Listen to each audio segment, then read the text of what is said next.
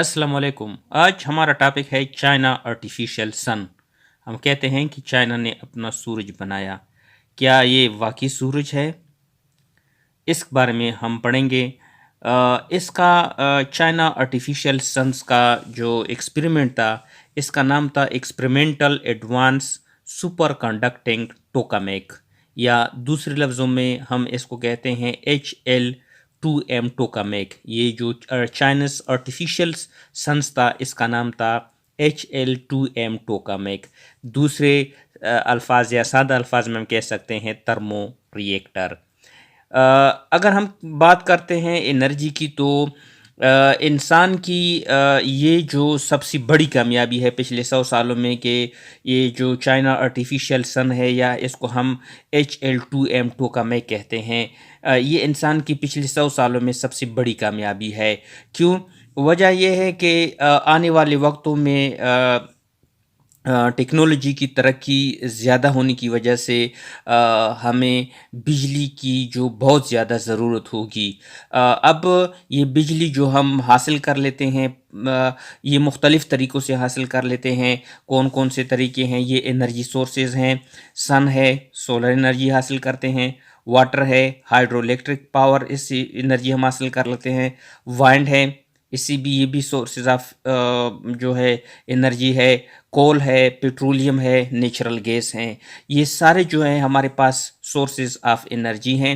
इसमें जो सबसे सस्ते तरीन सोलर एनर्जी के ज़राए हैं, उसमें से सन, वाटर एंड वाइंड, ये 3 किस्म के जो सोर्सेज ऑफ एनर्जी हैं, ये हमें तवानाई तो दे देते हैं।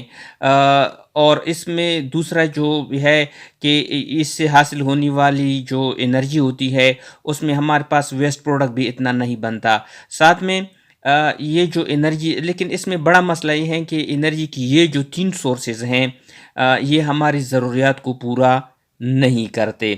अब जो हमारे लिए जो एनर्जी दरकार होती है, जैसे हम इंडस्ट्रीज़ वगैरह चलाते हैं, वो हम 3 तरीक़ों से हासिल करते हैं: कोल से, पेट्रोलियम से, नेचुरल गैस से। पेट्रोलियम, ये गैसोलीन वगैरह आ जाते हैं, इनसे हम हासिल कर लेते हैं। लेकिन मसला क्या है कि ये कोल, पेट्रोलियम, नेचुरल गैस, एक तो इनसे हासिल होने वाली बिजली बहुत ज़्यादा महंगी पड़ती है। दूसरा, जो इस तरीके से हम बिजली हासिल कर लेते हैं, उससे वेस्ट प्रोडक्ट भी बहुत ज़्यादा बनता है, जो हमारे माहौल के ऊपर असरअंदाज होता है। अब क्या हुआ कि फ्यूचर में चूँकि हमें सोर्सेज ऑफ एनर्जी या जो हम इलेक्ट्रिसिटी हासिल करेंगे, वो हमें ज़्यादा दरकार होंगी।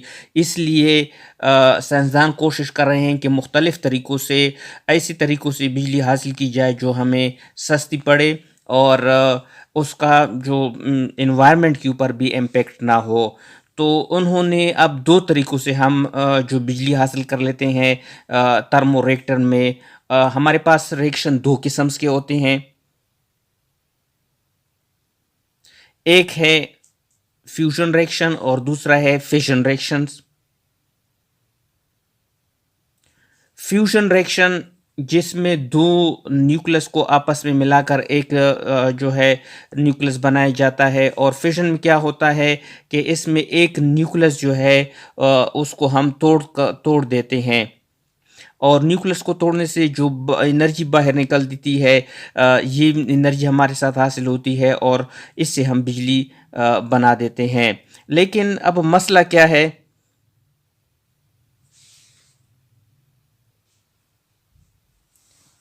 HL2M टोकामेक, इसको थर्मो रिएक्टर क्यों कहते हैं? इसकी वजह बहुत सिंपल है।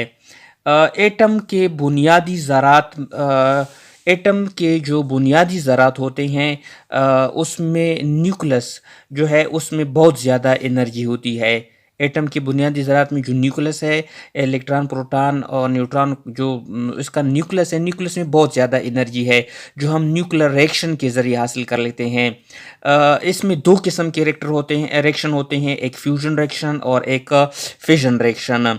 फिशन में क्या होता है कि एक न्यूक्लियस जो है, इसको तोड़ दिया जाता है 2 न्यूक्लियस में। इससे हमारे साथ जो तवानाई हासिल होती है, जिस तरह पाकिस्तान का जो चश्मा पावर प्लांट है, कराची न्यूक्लियर पावर प्लांट है, उसमें ये थर्मो रिएक्टर के ज़रिए बिजली हासिल होती है। वहाँ पर ये फिशन रिएक्शंस होते हैं, जिसमें एक न्यूक्लियस को तोड़ दिया जाता है 2 न्यूक्लियस में, इससे बहुत ज़्यादा मकदार में तवानाई हासिल होती है।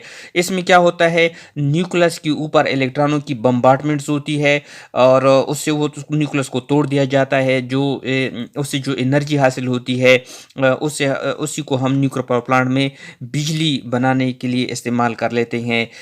न्यूक्लियर पावर प्लांट में जो फिशन रिएक्शन से बिजली हासिल होती है, उसमें मसला होता है कि उसमें रेडिएक्टिव वेस्ट पैदा होता है। साद अल्फाज में हम कह सकते हैं कि शुआएं निकलती है जो बहुत ज़्यादा ख़तरनाक होती है। इसी वजह से फिशन रिएक्शन जो न्यूक्लियर पावर प्लांटों में होता है, उसको हम बहुत ज़्यादा मकदार में रेडिएक्टिविटी की वजह से इससे बिजली हासिल नहीं कर सकते। इसके साथ दूसरा हमारे पास है फ्यूजन रिएक्शंस। फ्यूजन रिएक्शन जिसमें 2 न्यूक्लियस को आपस में मिलाया जाता है, एक न्यूक्लियस बनता है। 2 न्यूक्लियस के मिलाने से जो एनर्जी हासिल होती है, उसी को हम फ्यूजन कहते हैं, जो होते हैं जिस तरह हमारे सूरज में फ्यूजन रिएक्शंस होते हैं और उसके जो सेंटर से एनर्जी निकलती है।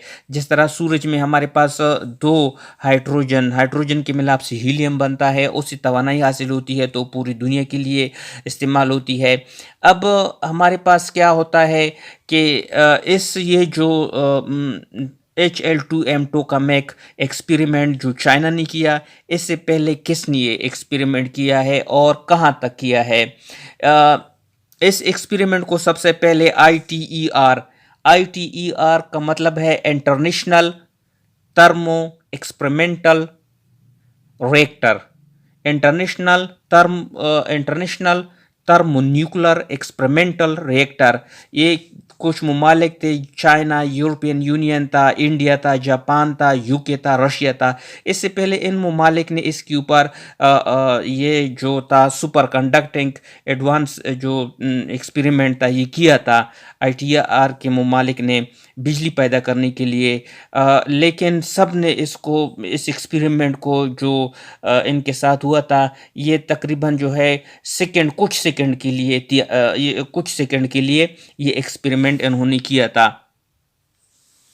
ITER ने ये जो ममालिक शामिल थे, ये काफ़ी अरसे से इसके ऊपर काम कर रहे थे और इन्होंने इस एक्सपेरिमेंट को कुछ सेकंड्स के लिए किया था। लेकिन ये अमल जो था अब चाइना जो किया है, जिसको हम कहते हैं चाइना आर्टिफिशियल सन, इन्होंने इस प्रोसेस को जो HL2M2 का मैक में किया है, ये 17 मिनट तक इस अमल को सस्टेन किया है। होता क्या है, HL2M2 का मैक में फ्यूजन रिएक्शन किया जाता है।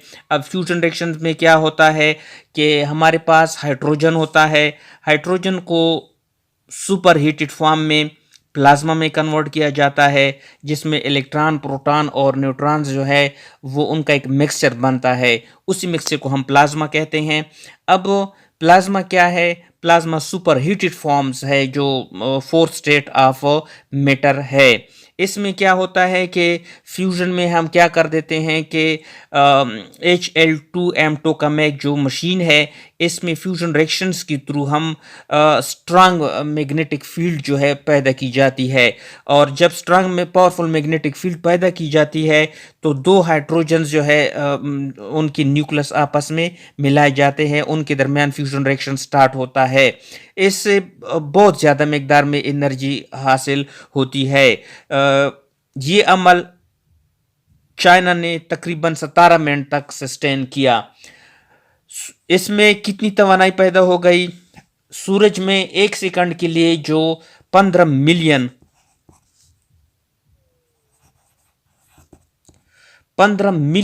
हीट जो है सूरज में 1 सेकंड में पैदा होती है, जबकि चाइना ने HL2M2 का मैक में 150 मिलियन डिग्री सेंटीग्रेड तक पैदा किया।